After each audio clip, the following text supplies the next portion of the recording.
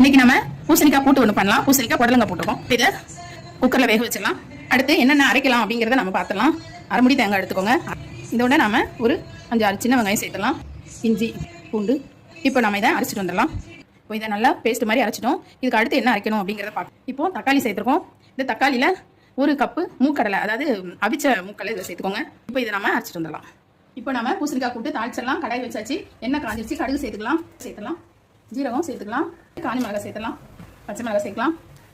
கருவேப்பிலை சேர்த்தாச்சு. சின்ன வெங்காயம் சேர்த்துக்கலாம். தேவையான அளவு கல் உப்பு சேர்த்துலாம். இது நல்லா வதங்கட்டும். தக்காளியும் நம்ம வேக வச்ச மூக்களையும் அரைச்சி வச்சிருந்தோம் இல்லையா, அது சேர்த்துடலாம். கூட்டுக்கு தேவையான மிளகாத்தூள் சேர்த்துலாம். குழம்பு மிளகாத்தூள் சேர்த்துலாம். நல்லா கிளறி விட்டுலாம். நம்ம வேக வச்சிருந்தோம் இல்லையா, அதை இதோட சேர்த்துலாம். கிளறி விட்டுலாம். நல்லா கொதிச்சதுக்கப்புறம் நம்ம இறக்குறதுக்கு 10 நிமிஷத்துக்கு முந்தி இந்த தேங்காய் சேர்த்துலாம். இதே மெத்தடில் நீங்கள் செய்யுங்க. ரொம்ப ரொம்ப சூப்பராக இருக்கும். இதே மாதிரி செய்யுங்க.